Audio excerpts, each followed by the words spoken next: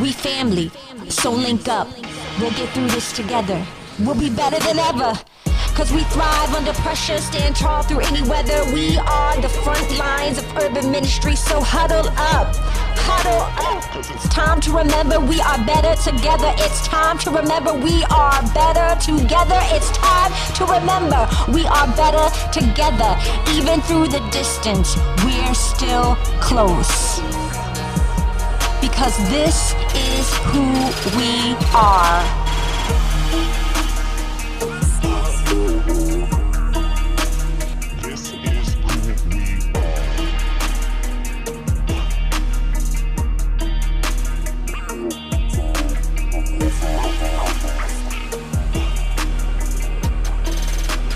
This is who we are.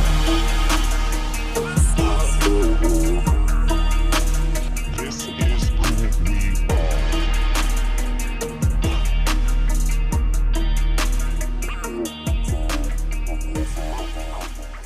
Hey, what's up, fam? I'm so excited that you all decided to join us. My name is Alexander James. I have the honor to facilitate this really incredible conversation. Here's what we're dealing with. We are going to be talking about creating equitable spaces in leadership. Creating equitable spaces in leadership. Some of you may be like, you mean equality? We're going to deal with that. First, I have the honor of sitting with the lead team at UYWI. I'm just really, really excited, y'all. I'm geeking, but check this out. Let's do some quick intros. We don't want to assume you know who everybody is and what their role is. So really quickly, we'll start to my right and just do some quick intros. Hey, what's up, everybody? My name is Robert Aboites, and I'm the COO, CFO for UYWI. Hi, guys. I'm John Park. I'm the Director of Certification for Urban Youth Workers Institute. Hey, what's up, everybody? Shuree here, Creative Director here at UYWI. Hey, my name is Tommy Nixon. I'm the CEO of UYWI. I'm excited to be here.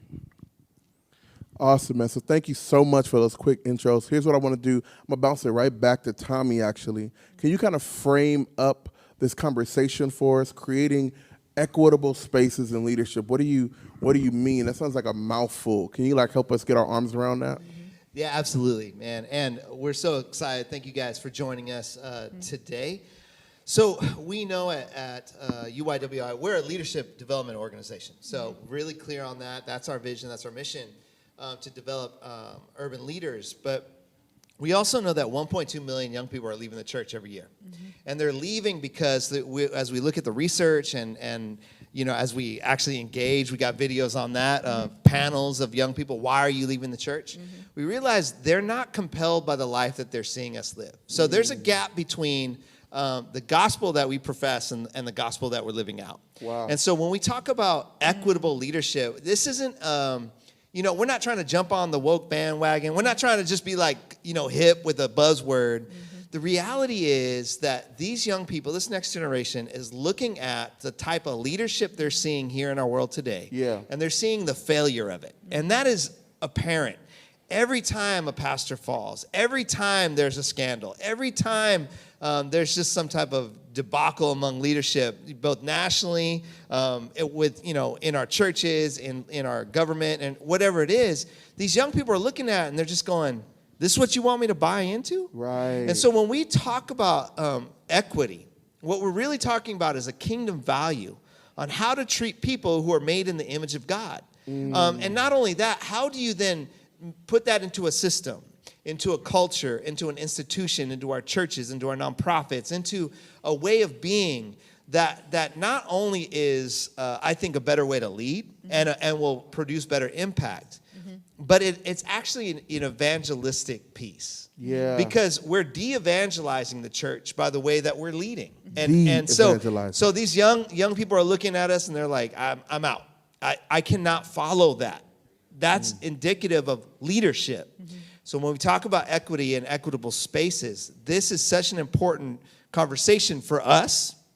We're going to talk about what does that mean for us internally, but also for you guys who are out there that are leading things, and how are we going to teach this next generation to lead differently than maybe that we've modeled or that was modeled for us. And so this conversation is massive to have and just continue to have to figure out how can we create these type of spaces in leadership. Yeah, man. Well, man, Tommy, thank you so much for framing that up. And I think it's also important, fam, that we acknowledge that this isn't just some cool idea they thought of in a corner somewhere. It's in Scripture. So in Psalms, the 99th Psalm, verse 4, it says this. It says, "The King is mighty. He loves justice.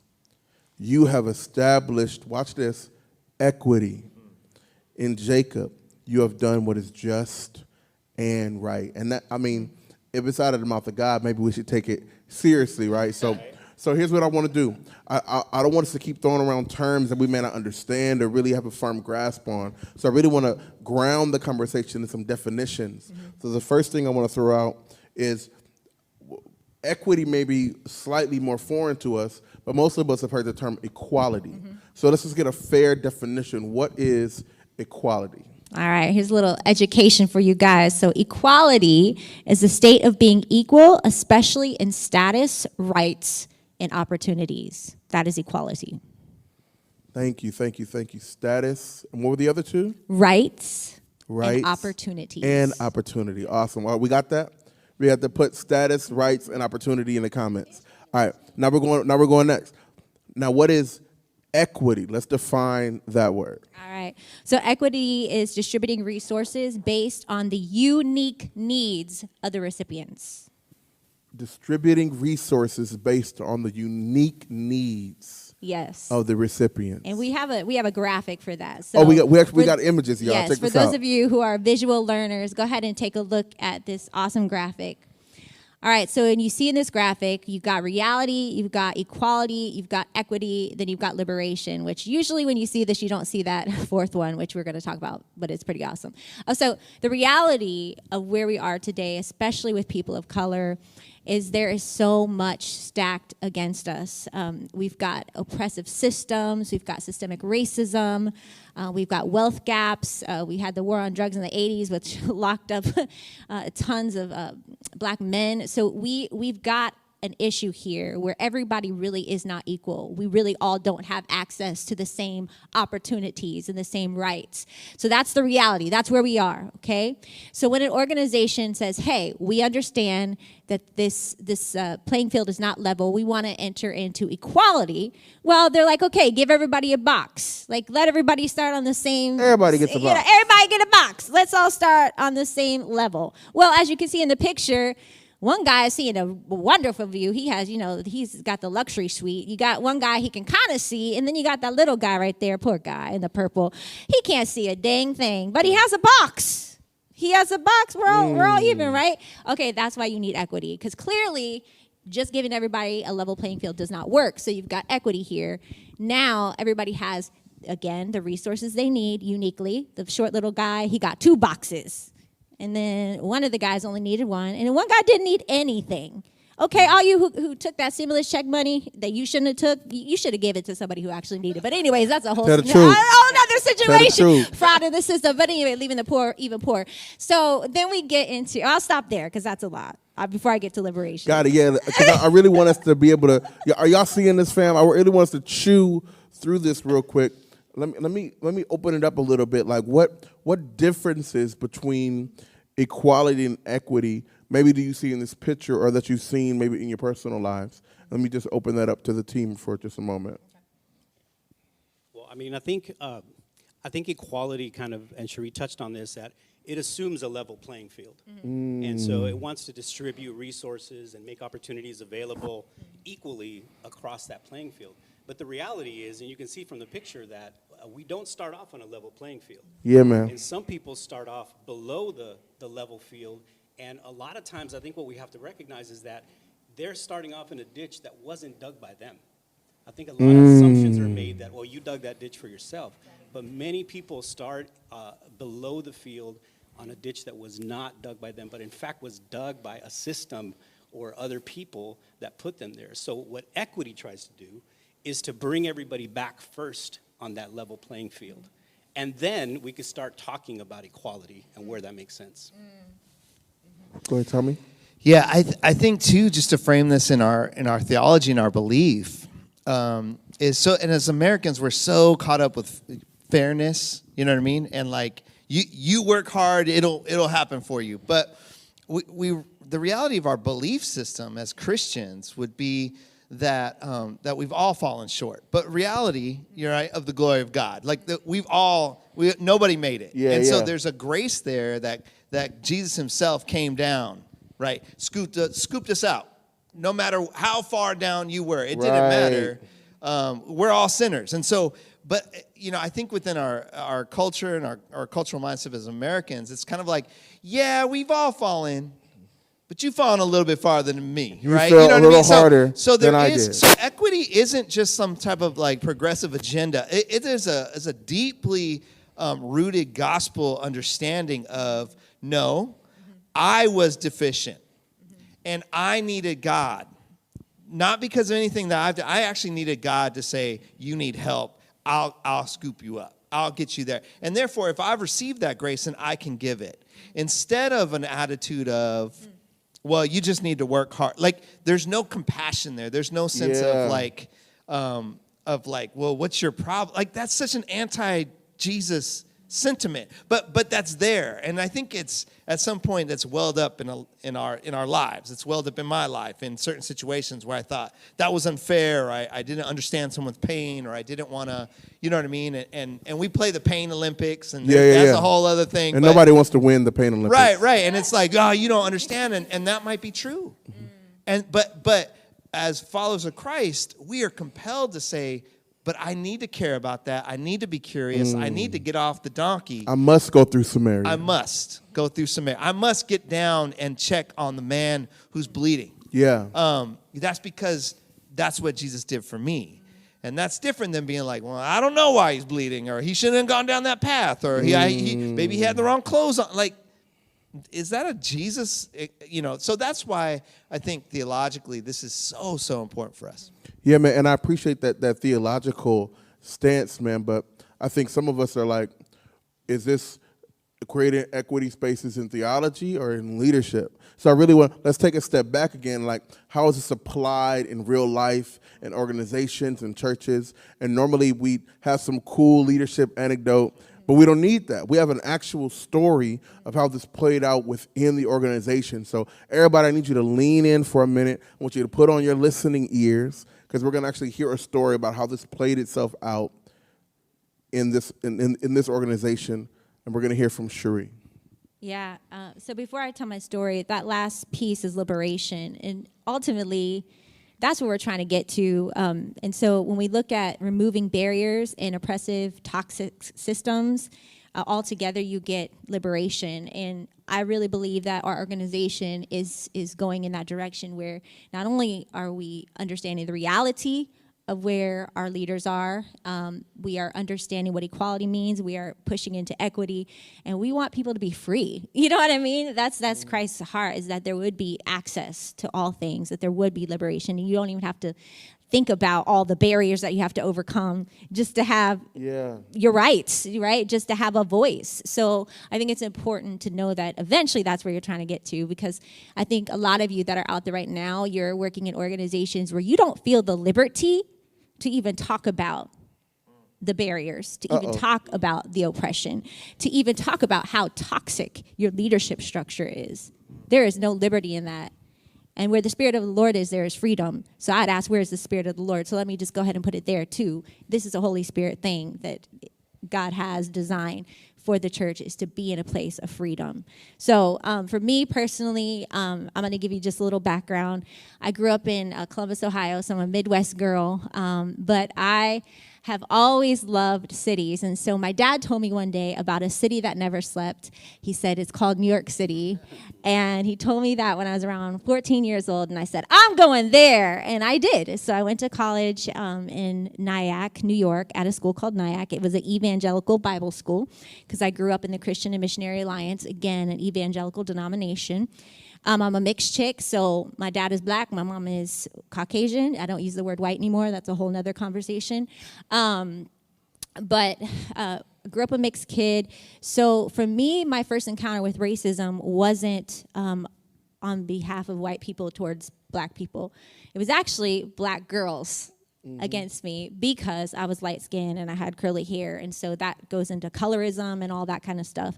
So I had reverse racism. So to me, that was my experience growing up. It wasn't until I had went through Bible college and then wanted to get involved in leadership capacities that I started to experience racism. They loved me as long as I was just one of their nice little disciples, right? But then when I was like, hey, I have a voice, I have some skills, I'm ready to lead in this organization, they were like, excuse me, who are you? Wow. And so that became something that was oppressive and really made me question my identity. But I just stuffed it down, dealt with it, right? I'm like, well, maybe I need to grow more. Maybe I need to, code switch a little bit more. Maybe I need to acquiesce more, be a little more humble, right? Well, go ahead. Really quickly, you use the term code switch, and I don't want to assume everybody knows what that means. Can you just briefly kind of say, this is what code switching is? If you've ever seen the movie, I would suggest it's called Blind Spotting. Basically, is it Sorry Not to Bother You? White voice. Which one is it? Sorry not to bother you. Yeah, it's just turning on a voice that is more palatable to the people around you, or turning on an attitude or a disposition that might be a little bit more easy for other people to experience. But it's really not you. It's not really culturally where you come from. It's not where you naturally land in your personality, but it helps you to get things done. Got it. Thank you. I just want to make sure everybody's following. Yeah, so that worked most of the time because I was serving as a worship leader in a lot of white churches in the suburbs. It wasn't until I got a call to go to Minneapolis to be a worship leader and creative director that the experience of code switching just didn't work for me. Because when I looked around in my community, it was a bunch of black and brown people. It was a bunch of refugees and immigrants. And Black Lives Matter was literally marching in front of our church. And I had not been that close up in proximity to any sort of social justice movements. But being in Minneapolis, they had been through a lot of trauma already, a lot of police brutality, even before George Floyd, a lot of disparity. And you could feel it coming up from the ground. Wow. You could feel, I could hear it, I could feel it. And there was a story, I have to say this, for instance, it was a white church planting in the city, and they had told me before I moved out there to take this job that there's no kids in the community. And I said, in what city is there not kids in the community? So I made it my business to go figure out where the kids were, okay? Well, the way that the housing systems were built is to try to keep the poor from being visible to the community. Their doors were on the inside of a circular structure. Wow. So I could hear kids, but I couldn't see them. So I'm an adventurer, so I went and found how to get into this circular structure, and I found all the kids. And I brought 40 kids across the street to the church and said, hey guys, here's the kids. And they were just like, and it was all these little black and brown kids just running around without any parents, and you should have just seen it. It was crazy. So now they have to start a children's program and blah, blah, blah. But here's the thing they didn't want to do. They didn't want to understand context. They just wanted to fill up their seats, butts in the seats, put on a show every Sunday. Wow. But the reality is there was a lot going on in that community. There was hunger in that community. There was racial disparity. I think this just went out. Okay. There was racial disparity. They were fighting for minimum wage, a fair minimum wage. There was a lot going on. And so I brought it to my church, and they were basically said, this isn't something we really worry about. Shuree, just focus on Jesus. He's coming back, and then all things will be made new. And I'm thinking, but you have me out here leading worship, telling these people that God is able, but we aren't going to meet the needs that they actually really have. So he's only able, on Sunday if they come to church, just to do what, though? That was, I think, for them, hard to hear. And basically, long story short, I had to resign from that position because they didn't understand the reality of where we were. It was not an equitable space, and people really weren't liberated. The spirit really wasn't there because we really didn't have a deep love, and we really didn't have a deep compassion, and it really was about the metrics and the numbers. So all this to say, I took some time off working at churches, and I was approached by Tommy a little bit after all this happened, and there was a creative director job open. So I took it. God put it on my heart. I liked what Urban Youth Workers was doing. So I was about, 6 months into the job, and Ahmaud Arbery happened. So if you guys know what happened, he was just jogging in his neighborhood, and the two men pulled up, started shooting from the back, and then chased him down like they were hunting and shot him point blank. And I remember watching that video and thinking to myself, they just murdered a man while he was running, a black man while he was running. They went home and they ate dinner. And it's been 2 months and nothing has happened. And it was the first time really that I just said, there's no hope. I was done. I didn't feel there was any hope. I felt sick. I felt like I couldn't think straight. I felt pissed. I was mad at the church because I felt like there were so many signs that happened before this that God was calling us to rise up and fight for justice and fight for equality and equity, and we hadn't answered the call to the point where I had even to resign from a church because they wouldn't even engage in the conversation. So here I am, totally broken again, and thinking, can I even show up to our leadership staff meeting and be honest about the fact that I'm pissed? Wow. Be honest about the fact that I can't even think straight. To be honest about the fact that I literally feel like I just want to go in my bed and cry. Like, I can't even move. But I showed up, and they saw in my face what was going on, and they just said, Shuree, what do you need? And they made space for me just to yell and to cry and to be angry. And then they took it even further, and they said, Shuree, what does the community need? What does our family at UYWI need, our black and brown brothers and sisters, specifically our black brothers and sisters? What do they need? And that began a conversation that led to a moment we were able to create a really neat service that we'll talk about later. So yeah, that's what happened. I want to just invite everybody to take a breath, especially those of you who identify ethnically, or if you identify emotionally. Maybe you've gone through something similar. Maybe you're in that space now. Before we move forward, I just want to invite you to take a breath and just be grateful to you, Shuree, for sharing that story, for being vulnerable. And it's really, really a difficult subject, but it's so good to hear the space that was made for you in the midst of that.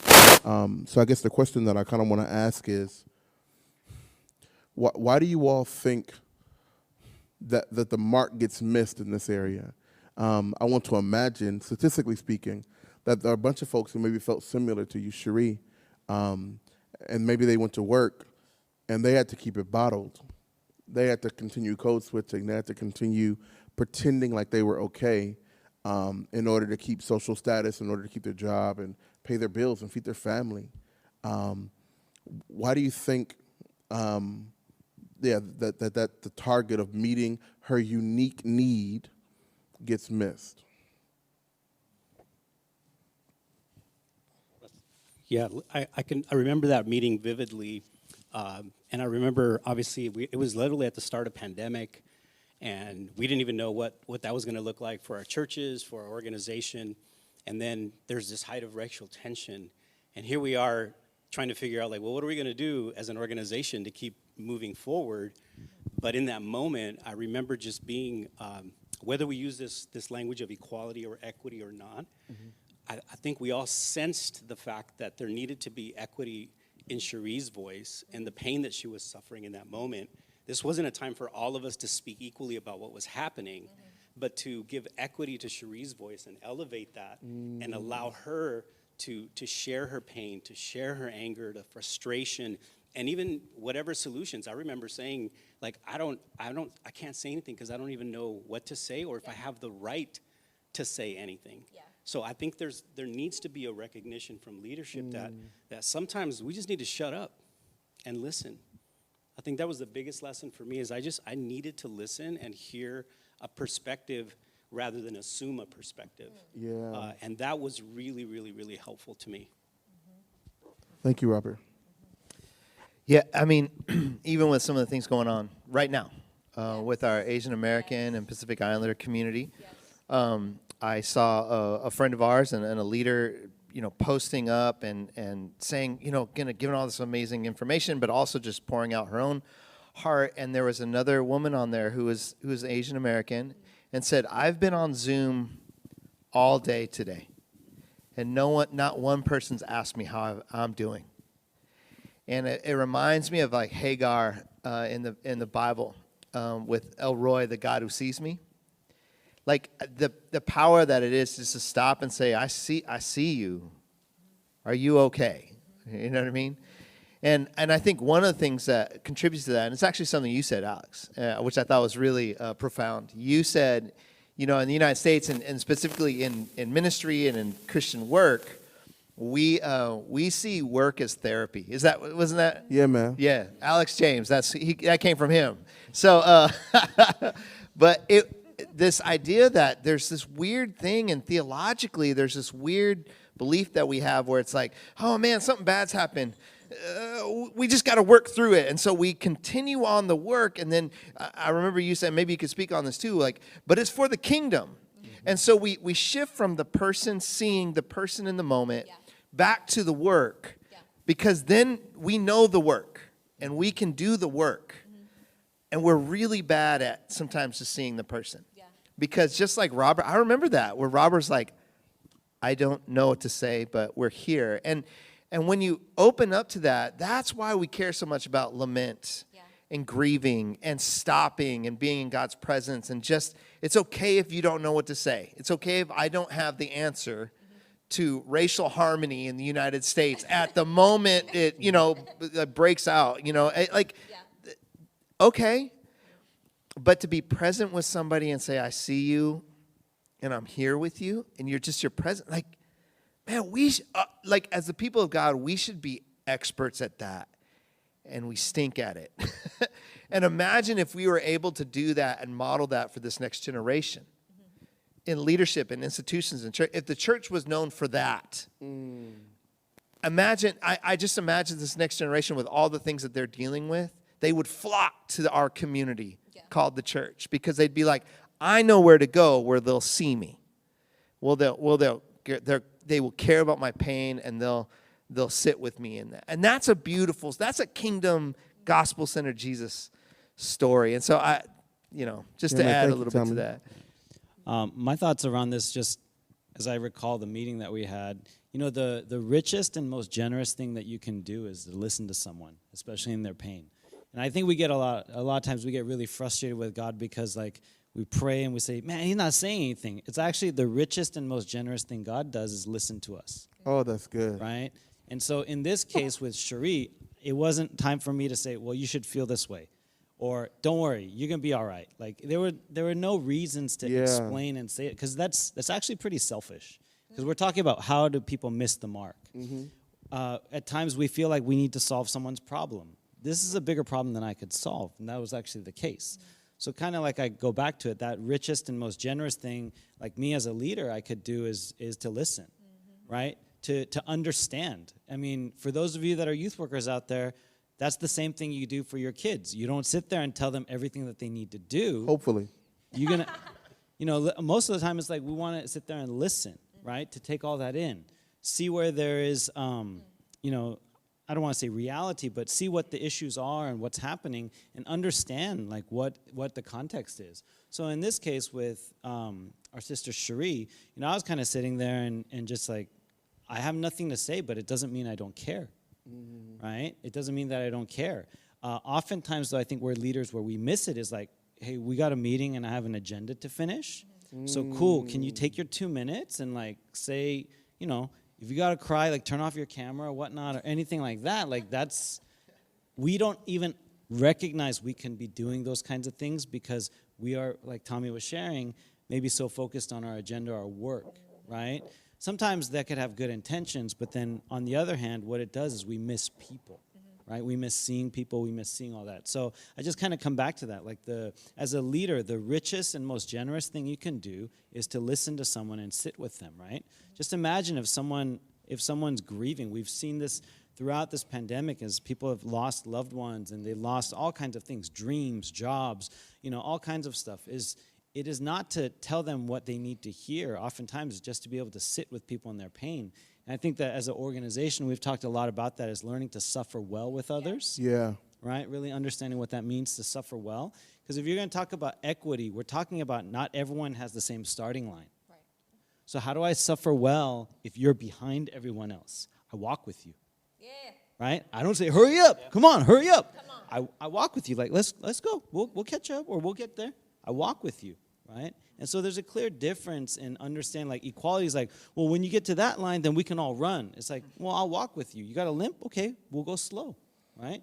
Okay, you can go a little faster. Let's keep the pace. But just kind of understand that, I think, because we are talking about this, why do people miss the mark? Yeah. Some of it I just think is unawareness. Mm-hmm. Another part of it is like maybe too focused on what the agendas might be. Exactly. Right. So yeah, man, I think what I'm hearing you say, I mean, excellent responses. I heard a lot.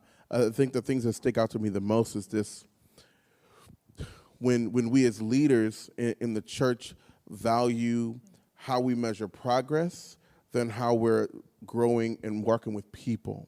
When we put progress in front of people, then people become like resources. Then you're just, okay, now you're handicapping the mission, so let's just switch you out as if you are a wounded tool and not a person with a story and an experience.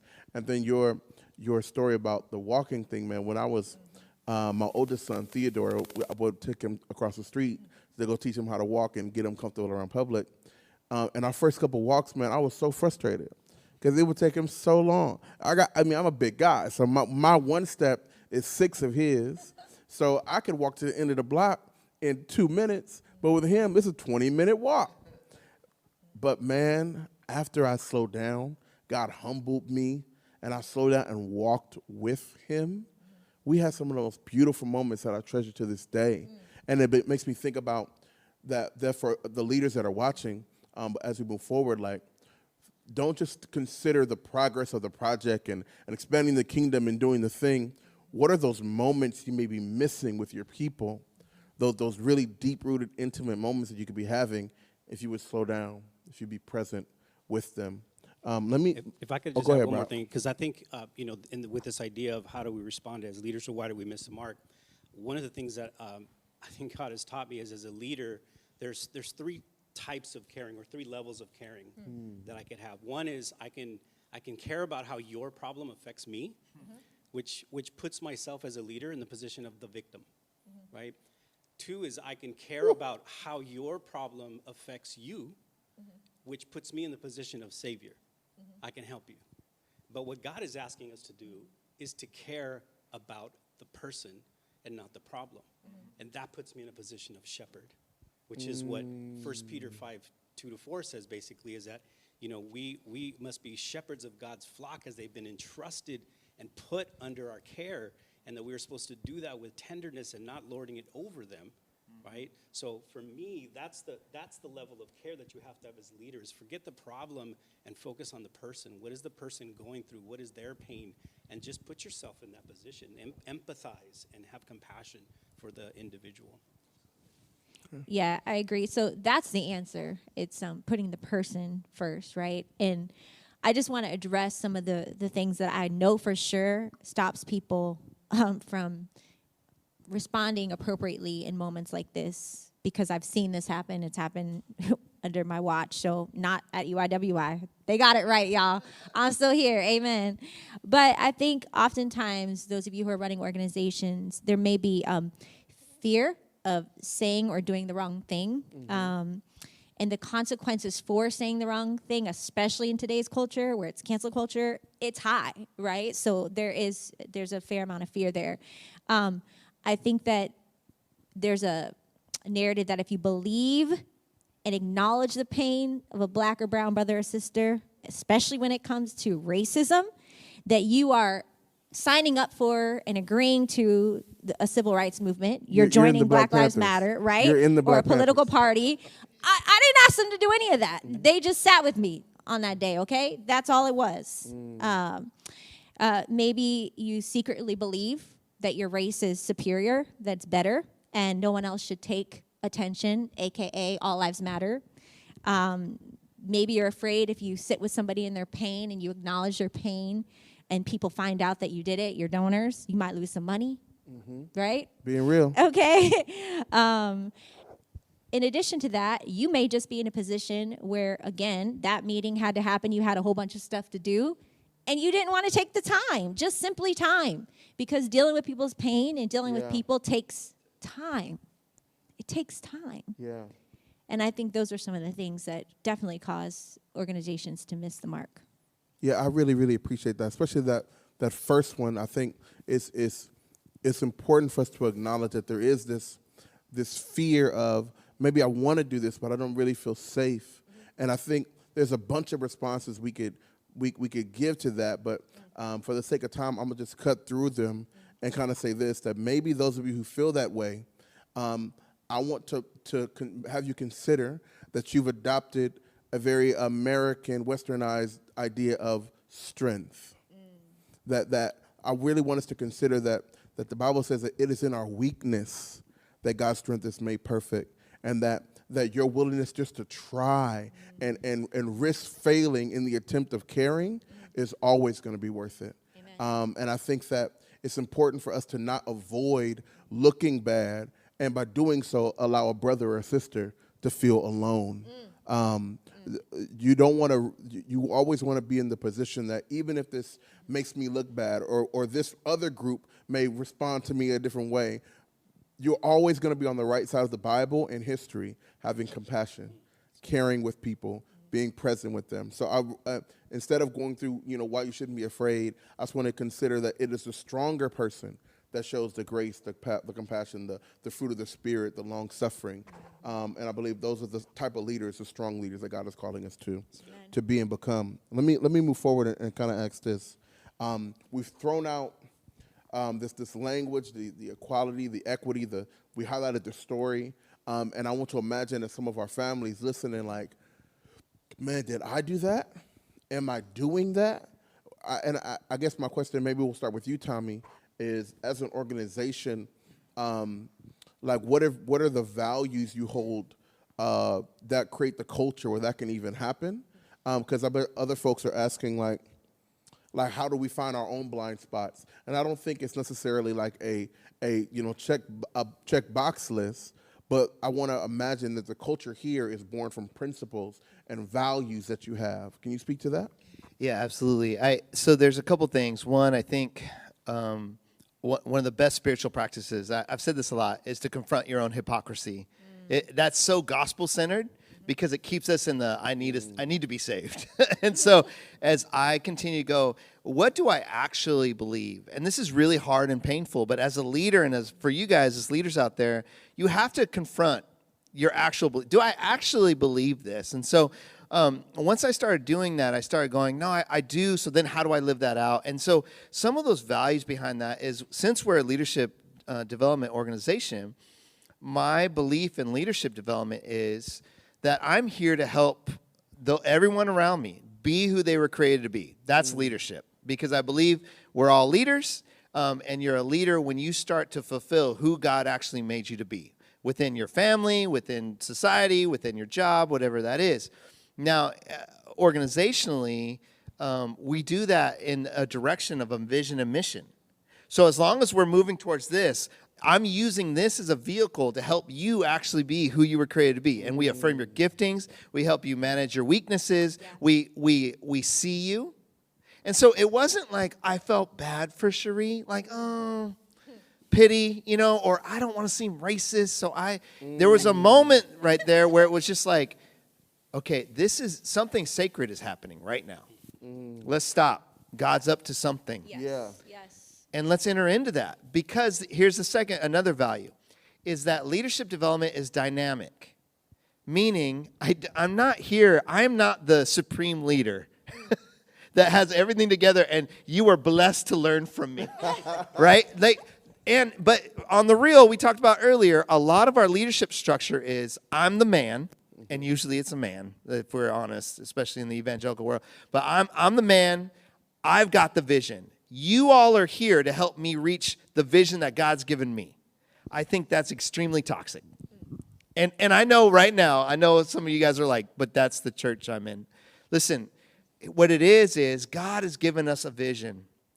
And we're going to go on this together. So dynamic-wise is if I step into your life and your pain and trying to figure out who you are, and you allow me to do that, and I allow you to do that in my life, it's dynamic. Not only for me stepping into that moment with Shuree, not only was that healing in those moments for Shuree, and it also, didn't it shape me?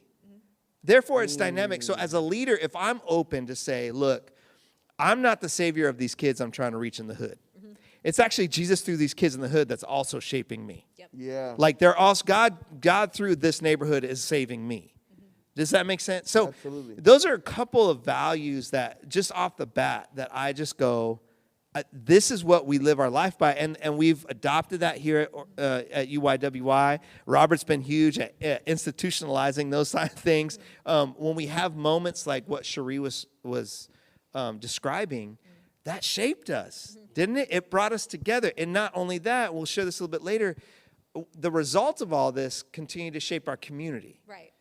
And in that brought this really weird, and it wasn't us, it was God healing that then helps us go, okay, what else, God? Gives us a picture of the kingdom of God. And so those are just a couple values.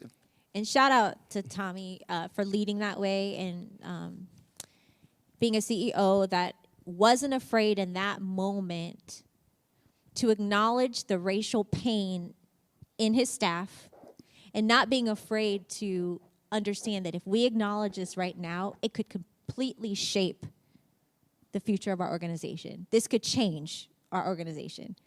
Most people are afraid of that because, like, if we do it for one, then we have to do it for all. Yeah, you do. Right? Yeah, you do. You do. And so he wasn't afraid of that, and I'm very grateful for that. Thank you. Really, really quick, thank you so much for that, Shuree. And I'm going to go slightly off script. Don't get mad, John. But you said this. You said his willingness to do that shaped the way that the organization happened and went forward. But, I mean, if I could just lean on you to be strong in the sense of vulnerability. But I want to say that first it changed you. Yeah. If you the story you shared about how you were treated in the other organization, that changed you.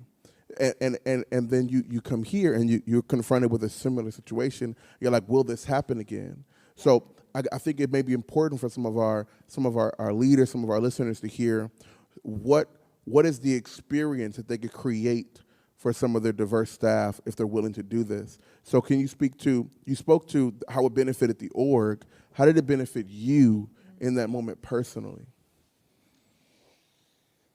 Well, again, going back to that graphic we showed earlier, liberation is a huge part of my theology now. That blessed are those who mourn, for they will be comforted. That I have the liberty to show up in joy.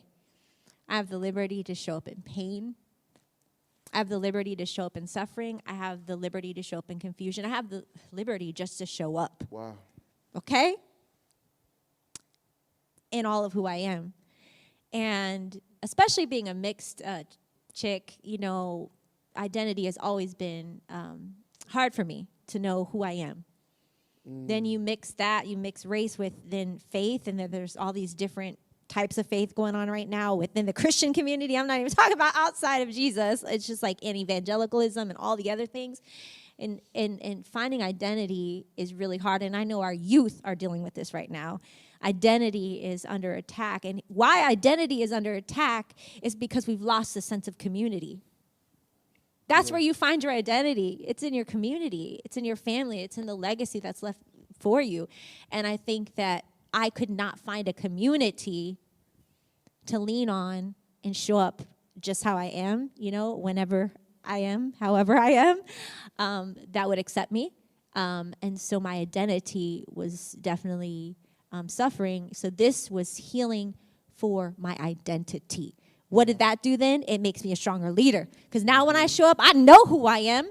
I know what I need to say, and I'll show up how I am, when I am, wherever I am.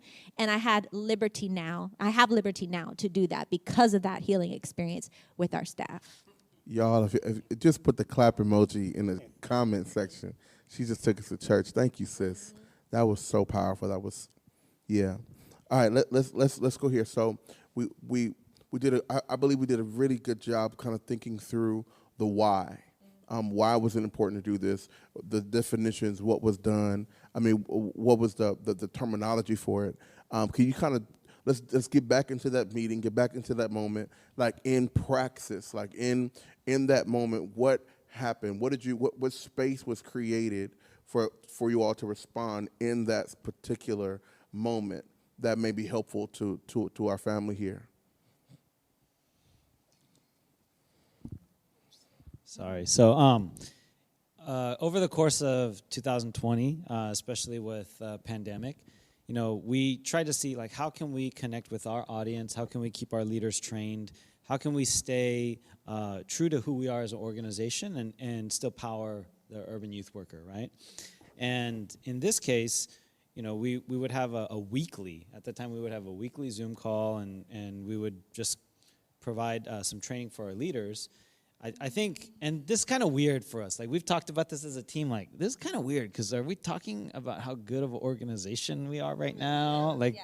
But I think what we're trying to do is we're trying to look at it honestly. Like, did we do something that God would be pleased with?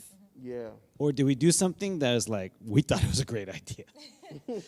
Most of the time, we're aiming for the former, not the latter, right? And in this case, I mean, I was kind of like, hey, we don't need to provide some other training. Like, what would be a good space, right? And that was kind of my intention.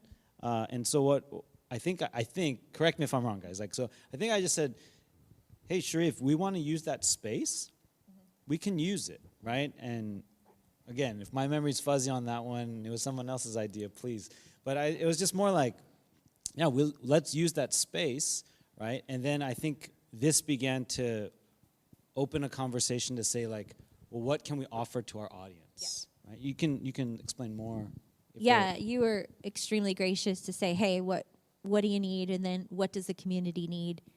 And I was hesitant to try to do a national call about this because anytime you do anything, it takes work. And I just didn't feel like I had much in me to lead anything.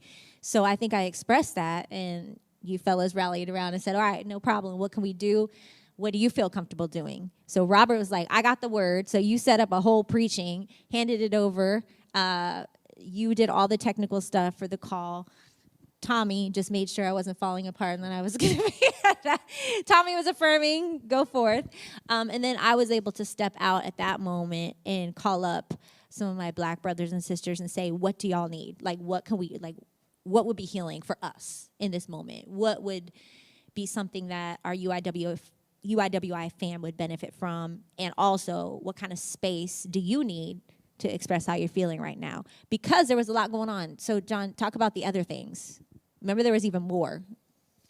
Well, the other things, right? The other things. Like that, my tipping point was a mod, but there were several other things. So in context, our staff meeting happens on May 11th. Yeah. That's a Monday. The video of Ahmaud Arbery being killed, that's released on like May 5th. So Shuree's sitting with this whole thing over a weekend, right? Like pretty much just you're sitting with this. And then so Monday we're kind of rolling in. It's like, okay, it's like a lot going on. But then, we scheduled our call for the 14th. And that day on the 14th, the photos of Breonna Taylor's apartment being shot up are released, right? She's actually shot March 13th, right? So this is all happening in May. So all of these things have been delayed, and it's kind of like being released, and people are just getting this overflow of just, trauma, essentially, right? Yeah. So that's kind of the context we're in, and so I've used the word tipping point. It's like, what's the tipping point for us as an organization, also for our community? And so just to frame it for everyone here, so what we did is we just decided to provide a space, and then it was really around the concept of lament, yes, right? And then I think you should speak more to that. Yeah, so when I talked to my black brothers and sisters, what we realized is we just needed a space to be heard. So shut up and listen, to Robert's point. We just wanted to lament, and we wanted to express through spoken word how we felt. So I called up my brother, When Thunder Speaks, Gregory Moore, Trejay Powers, Pierre Fulford, Pastor Roy Dockery, and we all wrote how we were feeling. We wrote it down. And we all had a moment within this call to read how we were feeling and to pray through it. And the cool thing about this was all rooted in Scripture because Robert had already written a whole teaching on lament and the importance of it and giving space to it. And I said, okay, Robert, we'll give the word. And he was like, nah, I'll give you the notes. I'll let you guys lead it. You guys take it. So we didn't even have to write the word. Wow. Gregory Moore got the notes from Robert, studies them, and helps to lead theologically through the moment. Again, that was a game changer. There didn't have to be a white person centered to validate our pain and to make sure everything stayed safe, right? And to make sure we didn't go off and get too crazy Angela Davis on them. So John was like, yo, let's make it even more of a safer space. And for all of our white, because he was looking at the registrations. He's like, there's a lot of white people that want to show up and lament with you all. And I was like, I don't want to feel like I'm in a cage being watched while I'm crying and lamenting. And he was like, well, let's ask them to turn off their cameras. If you're not black and you're on this call, turn off your camera. And I said, that's pretty aggressive. Are you sure we can say that? He was like, oh, yeah. And he did. Yeah, let me share about that one because I think that was a little alarming for people. If you were actually on the call with us, and this was our intent, right? When someone's in pain, it's one thing to give them attention, right, and be caring. It's another thing to just be a bystander or a spectator and watch someone in pain.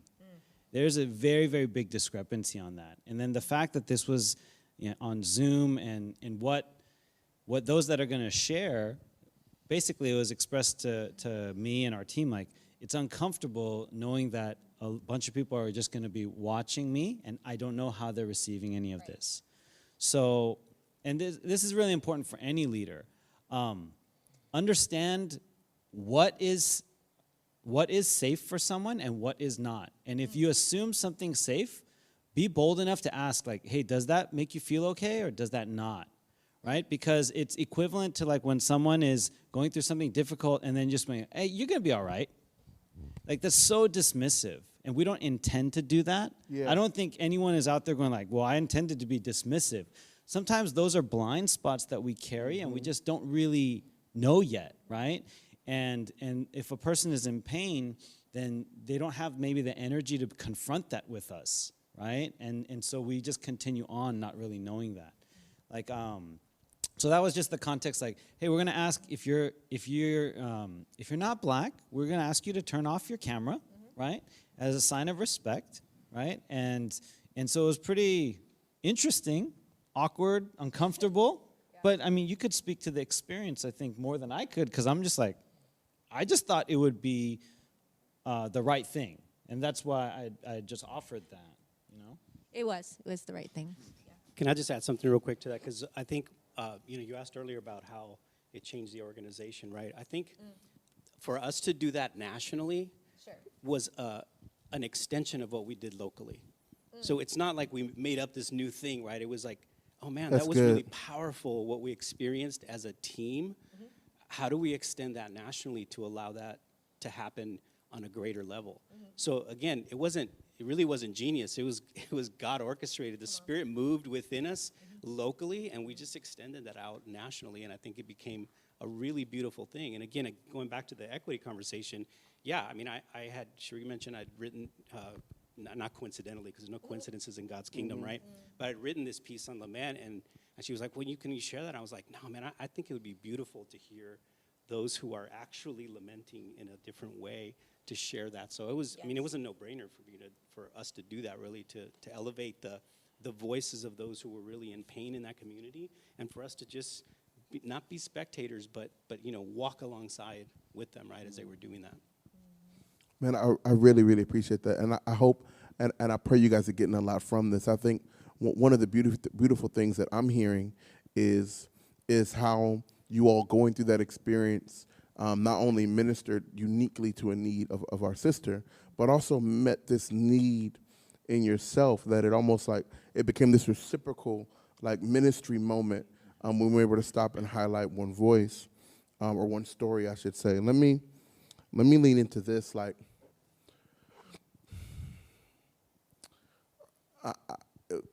we have a pre-written question, but I'm struggling with the word result because it seems like you flip a light switch on and off. The result is like, so I don't want to insinuate that you do this once and then it's fixed. But I guess what I'm asking, and maybe you can speak to this, Tommy, is what is how has this furthered the process, right? And not necessarily like what was the result of this, but like how are you like. How do you articulate how the organization has grown as a result of this value?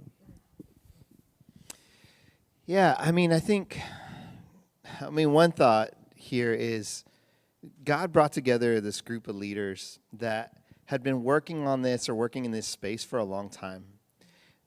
What this moment did, and what the uprisings of 2020 did, and what the pain of our friends and co-laborers and brothers and sisters really came to this place where we actually had to start figuring out, okay, naming it and putting it into the institution. How does this play out? Like, it forced us to like, okay, how do you do this? And so I really think too, because I appreciate what you just said. It's not like we're going to give some practicals, but it's not like this, like 1, 2, and 3. Right. Oh, okay, cool. Am I cool? Am I equitable now? It's like, yeah, there are practices to it.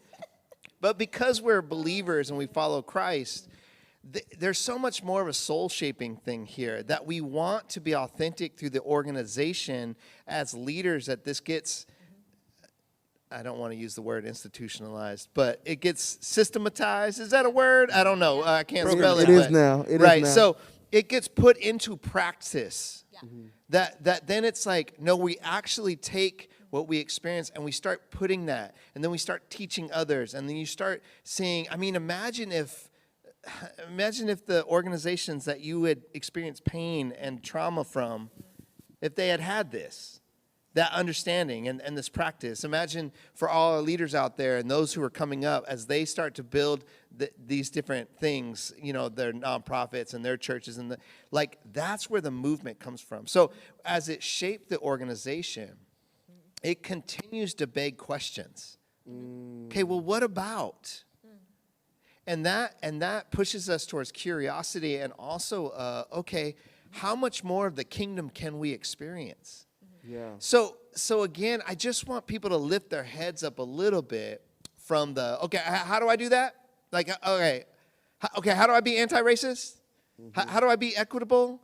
It's like there's so much more going on here, and that's that dynamic experience. Does that make sense? Yeah, man, I think that's awesome because I think we often look for the thing to do and not the identity to become. Come on. And I think what you're saying is it's not about a new tool in our tool belt. Leaders, this is about, God, how are you shaping my identity? And I really love what you pulled up, Robert, that doing it nationally was just an echo of what had already happened locally. And I'm wondering if in our spaces of leadership, as we switch to some practicals and how we can do it in our own spaces, but I want to kick that off with this, that what if your Sunday morning experience is a culmination of what's happening throughout the week and not a stepping away from what's happening throughout the week, where your youth groups, where your gatherings, whether your meetings with your teams are reflections and culminations of what's happening on the micro, that in our micro relationships we're building, we're seeking, we're listening, and then when we get together, we get to simply do that at a grander level, at a grander stage. So I really like that, Robert. So as we start to kind of wrap up, we do want to give people some of those practicals, right? Those like, okay, I got it. I done, taking the picture. I'm with you. Like, I want to make sure get rid of the boxes in the wall. Like they're there, right? How do I start? Maybe I'm, and I would encourage all our youth leaders to never say, I'm just the youth leader. You are the most important person at your church. Well, yeah, that's controversial, but that's who I am. Listen, what I'm saying is that what are some of those, okay, but how do I start? Where should I start? How should I start? Book of the Bible, practice, activity. Do I just go to my leader and say, hey, watch this video? What should some folks who are watching this do to begin to inch this into their cultures at their organizations? Well, if I could start with I think the most important question you could ask yourself as a leader of an organization or a church right now is, do I want to create change or do I just want compliance? Right. There is a huge difference between wanting to be a change agent in your organization and just wanting to be compliant with regards to equity and equality and ethnicity and culture, right? All of those things. Too many organizations, I mean, I'm just being transparent and honest. I see what they're looking for right now, and we get hit up by a lot of them. They're looking for the compliance department for racial equity. I just want to check the box and say, yeah, we got it, right? It's like OSHA says, hey, here's all these safety standards, and a lot of companies are like, well, I want to be compliant, so we developed this department to keep us compliant. But see, there's a difference between, do I care about my employees getting injured, or do I care about getting fined if they get injured? Whew. Huge difference. And I think that's the first question we have to ask ourselves as leaders of organizations is, what am I really looking for, change or compliance?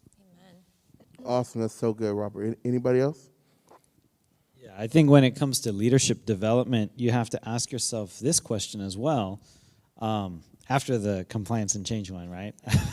But am I trying to do leadership development as a one-size-fits-all, right? A one-size-fits-most? Or looking at what kind of leader do I want the person to become, right? There's a very, very big distinction. So let's take Jesus, for example. So he gets a tax collector, he gets a doctor, he gets his brother, right? He gets all these people, and then he goes and talks to women, right? And it's like, is this a leadership development that's a one-size-fits-all? Or is it one-size-fits-most? Or I know the leader that I believe you should become, or that God wants you to be, and I'm going to help that happen, right?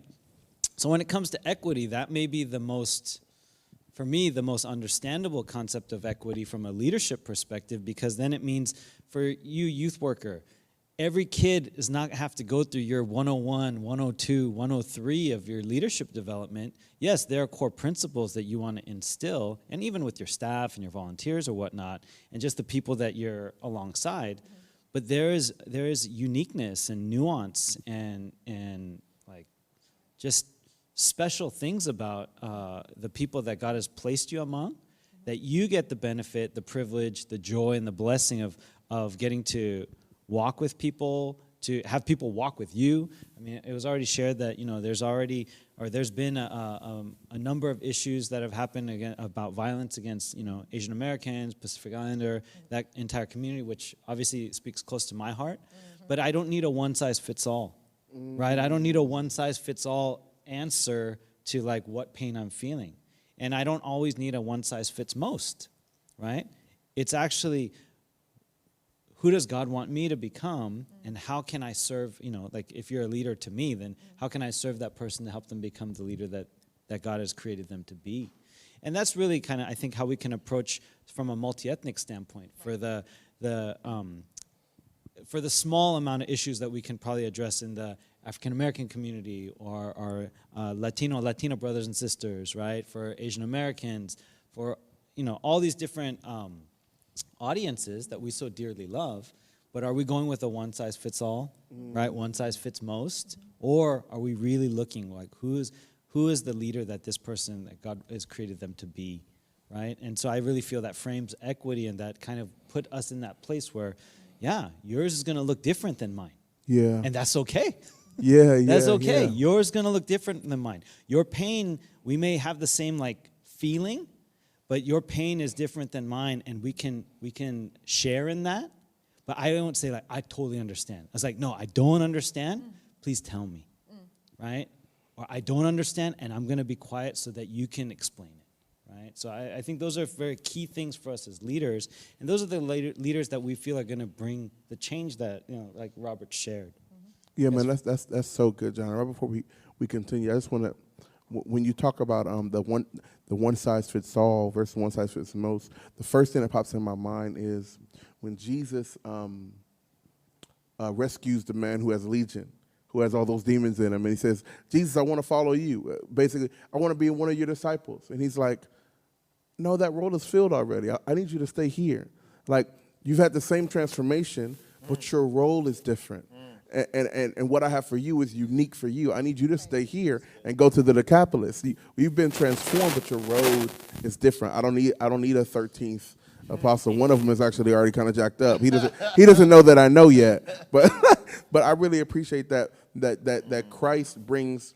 He offers a unique path to every person that he meets.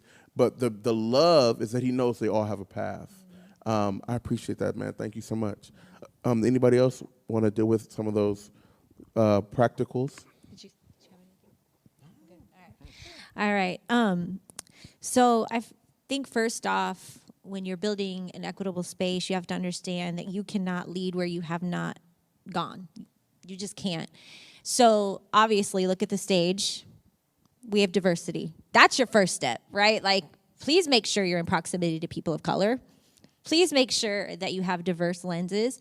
Please make sure you're learning from the diversity that's in your midst so that when these things happen, you're not thrown off guard. You don't have a whole bunch of people that look like you staring back at you, all with question marks.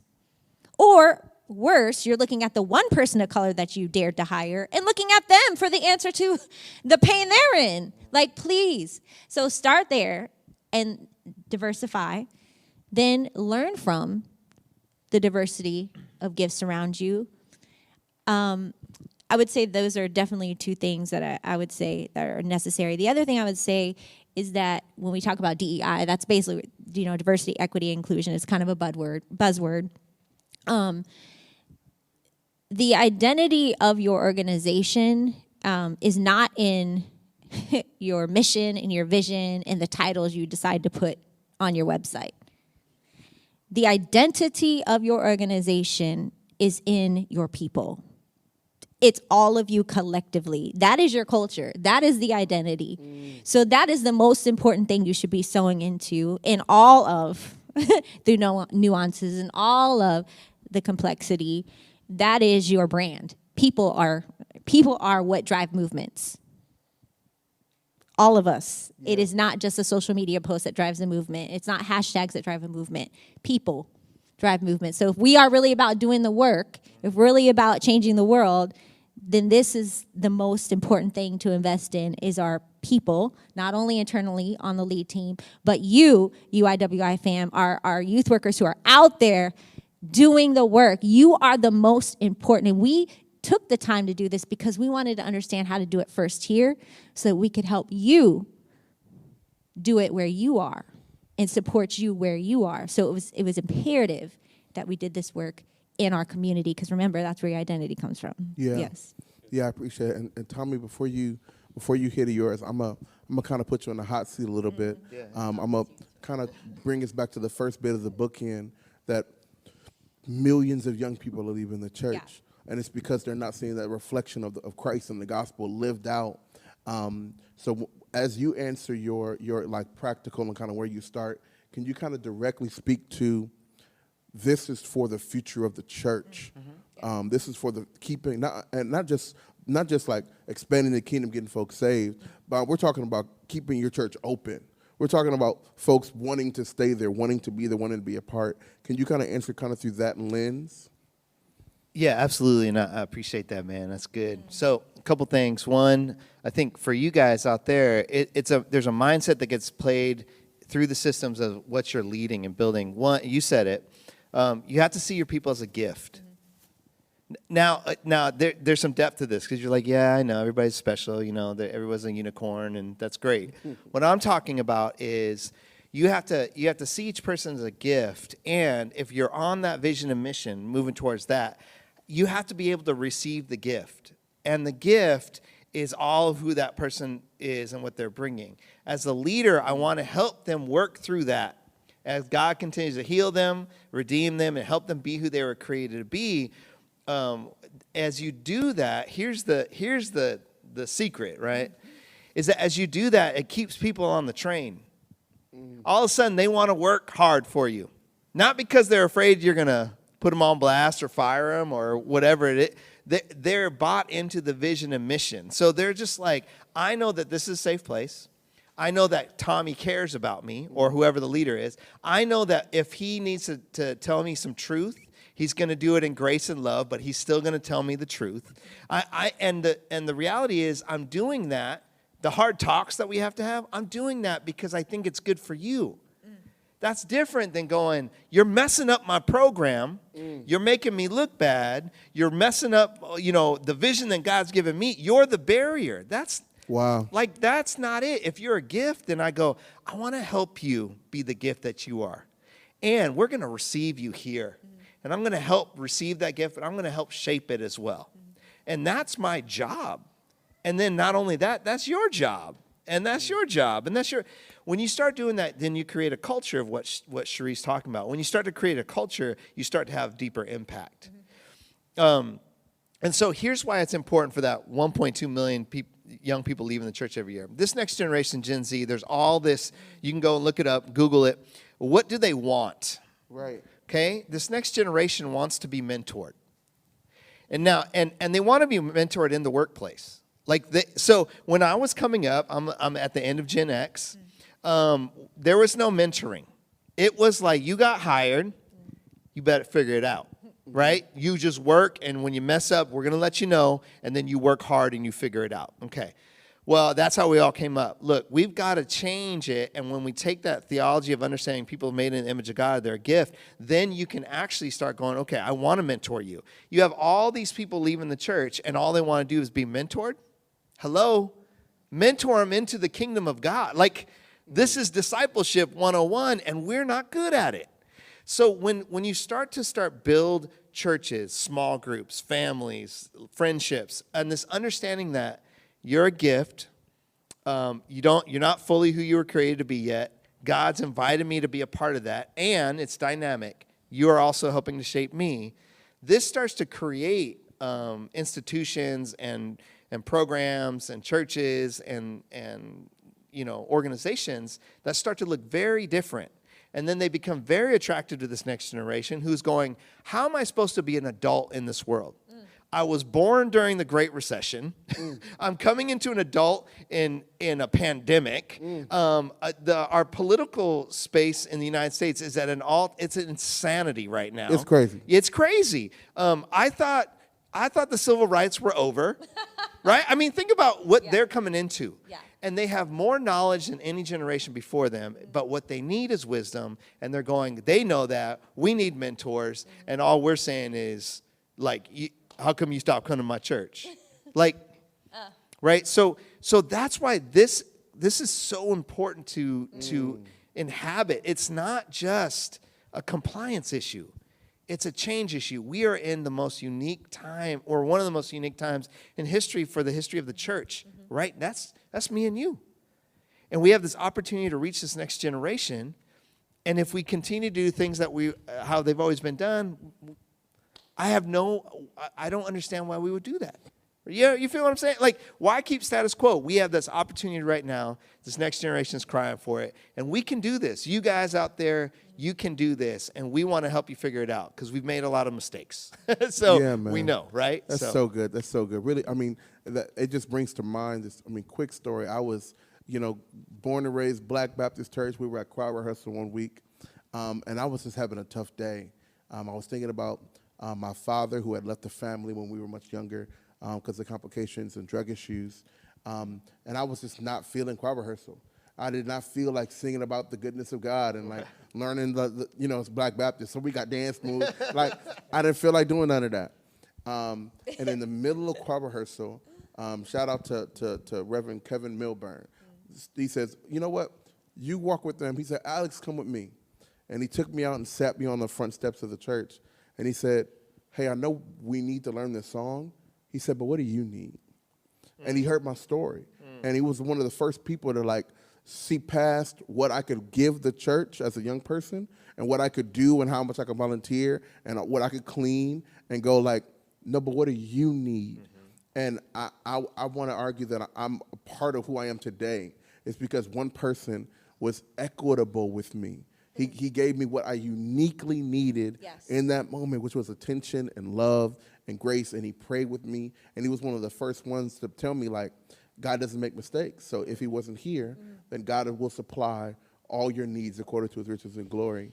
And he was the first one to acknowledge my trauma, but still lift up the truth of Scripture in an equitable, unique, and compassionate way. And it changed me. So I really appreciate how this is how this looks in a leadership, organizational level. But that should be, again, a reflection of what's happening in your relationships with your young people. What do they uniquely need? Am I kind of getting that right, Tommy? Yeah, man, I think it's good. And I just want to say one more thing, because I know some of you leaders out there are thinking, well, I'm going to spend my whole time just going around, hey, how you feeling? Are you okay? Are you all right? Are we, it's just a big feeling fest, right? Which Robert wouldn't allow that at our organization, right? But here's the thing, and I really want you to hear this. When you treat people and have a culture like that, I'm going to say it again, the byproduct of it, when you treat people from a theological and a praxis place, that you're made in the image of God, your gift, when you're doing that while you're on vision and mission for whatever your org or church, that direction is, it's better. You get more work done. It's a bit greater impact. All the things that you really want, that you thought you could get from badgering people and pushing them and beating them over the head and pushing on the work and go and go and go, and all those things that are toxic within, especially evangelicalism and other spaces. Actually, you know what? The paradox is, no, if you stop and you think of it from this lens, then all of a sudden you have people that feel safe. They're liberated, they're healed, and they're so much more dangerous in the kingdom of God than they would be if you try to control them and badger them and not hear them and not see them and, all that control issue. Like, I'm telling you, all the things that you really want, the deep things that matter, this is the path to it. The other way is not working. It's not working. 1.2 million it's not working. And I don't want to hear it from some of you out there that are like, but my church is look 1.2 million young people leaving that should break your heart. It breaks God's heart. So can we stop, rethink this, start to implement, ask the questions, do the hard work, do the work, right? The byproduct of this is massive. And I just wanted to impress that, get a little preachy, because I feel like if you miss that, and you're a leader out there, and I know you're working hard, and you're like, but how am I going to do this and that and that? It was modeled to us wrong. Or not in the best way. And there's another way. And that's the hope. That's the gospel. Amen? Amen. Yeah, there's another way. Really quickly, Tommy, we're going to let that be kind of part of your final remarks. I want to open it up to maybe the rest of the team as we kind of transition to a close. We've talked about a lot. We've talked about equity and experience and seeing people and having the courage to uniquely respond to people's needs. The pastor that raised me said ministry is just meeting people's needs.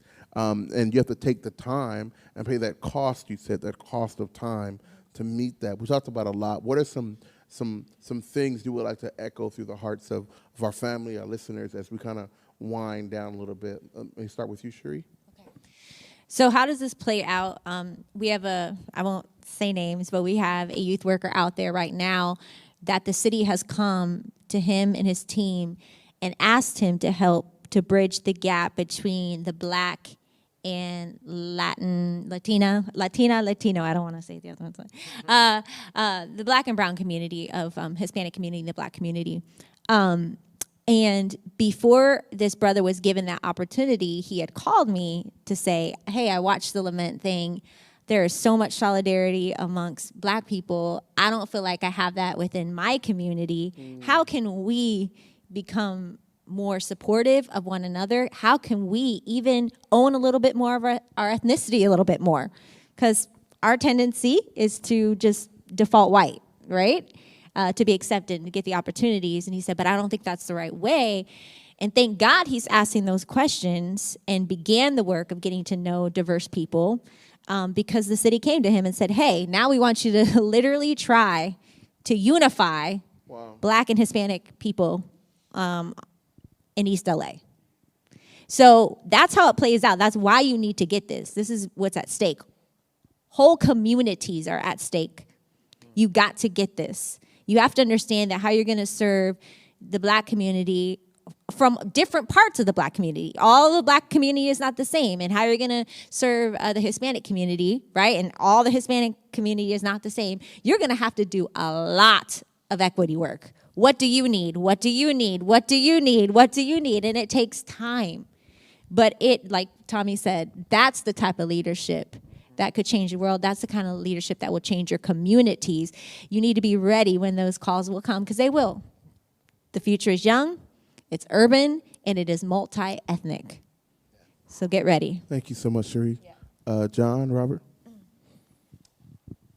Yeah, I think it's really important to also frame like our understanding and definition of urban, right? So as an organization, we look at this as a shared suffering, right? And it's shared suffering that begins to get expressed through art and music and creativity and expression and speaking truth.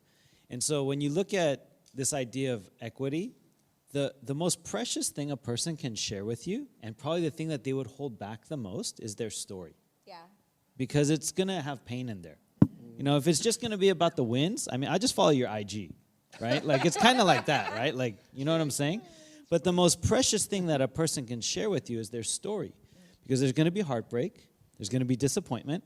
There's probably going to be trauma, right? There's going to be things that were probably not wanting to be remembered. You know, that's all there.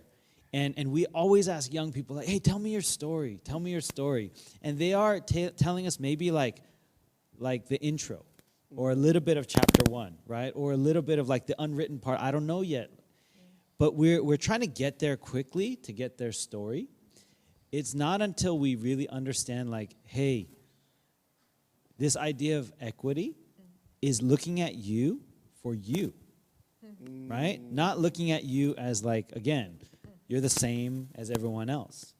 Again, as I was sharing, like, what has happened in the African American community, what has happened amongst our Latina brothers and sisters in their communities, as well as all the different ethnicities that we see in urban context. It's really funny because I'm like, oh yeah, we have similarities, but we are not the same. Yes. Yeah. And your pain is, I can relate, but I can't say it's the same as mine. If you're willing to share that with me, man, that's a gift, right? And any leader, you should really understand, especially like if you're in a context where you are, you're different than the community you serve. And I'll frame it for you this way. Like, I served in youth ministry for 15 years, and the prayer at the end of most of my youth group gatherings was like, God, I pray that my young people make it home safely. It just meant that they didn't get in trouble by their parents when they got inside the door. And then I meet people in other contexts, and when they pray the same prayer, same exact prayer, it actually means, I hope my kids don't get pulled over by the cops. I hope that my kids don't get caught up in something that's gang related, that they had nothing to be involved with, but it was where they were at the time, right? So if you really understand equity, that same prayer is different for everyone. Yeah. You know? And so for leaders, just understanding that, and then putting those things in context so that you can allow that story to be shared with you, that precious gift of a story to be shared, because you're willing to accept and receive that person's story uniquely, right, without reservation, and they can give it freely. So I think that's really, really valuable when it comes to leading. So good. So good. Robert? Yeah, well, you know, as a leadership development organization, it always comes back to leadership for me, right? And in the interest of the time, if I could just condense this conversation and these thoughts into this, because this is what I go back to as a leader, right? I mentioned it earlier. 1 Peter 5:2 says, be shepherds of the flock that God has put under your care. Not under your charge, under your care. And when we as leaders don't invite people to co-own the mission with us, we're using them, we're not leading them. And I think we just have to recognize that. Okay, so you got to say that one more time because I need a minute. Can you say that? Say that last bit one more time, please. Well, the last part was just that because we do have a mission as an organization, but But as Tommy was mentioning earlier, a lot of times leaders see like, this is my mission and you're just here to help me fulfill it. But I think as leaders, if we don't invite people to co-own the mission with us, then we're just using them, we're not leading them. What do I say after that? Listen, this has been such a really, really incredible talk. This has been such a really powerful moment. I want to thank you all for your transparency, for your strength, for your boldness, and not strength to not just to sit on a stage with a microphone, but strength through the lens of vulnerability. I want to thank you all. And from Robert's point, I hope that you hear us call you family as a term of solidarity, as a term of endearment, and not just as a throwaway term, that we're in this together.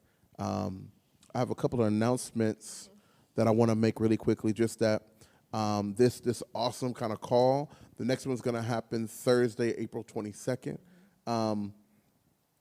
And that we're actually going to have a really phenomenal leader. Her name is Luma Haddad. And we're going to be talking about the key principles of discipleship, especially given this last year that we had. And she's going to be here with us. It's going to be really awesome. And also that please go to UYWI.org. There's tons of resources there. Things similar to this, I can help you kind of respond to just grow and become the leader that you were created to be. It's our desire to empower you to become that leader that God called you to be. And I'll give last closing remarks to Mr. CEO. No, guys, thanks so much, and I'm honored to be on a team with you all. And friends, we're for you, we're with you, and like we always say, we are you. We're doing the work. We're coming from where you're coming from. So thank you guys so much for joining us tonight. Please remember, share this, because there are people that need to watch this and start to get an understanding of what's possible. So anyway, bless you guys, man. It's great to see you guys. Thanks for joining us. Have a great night.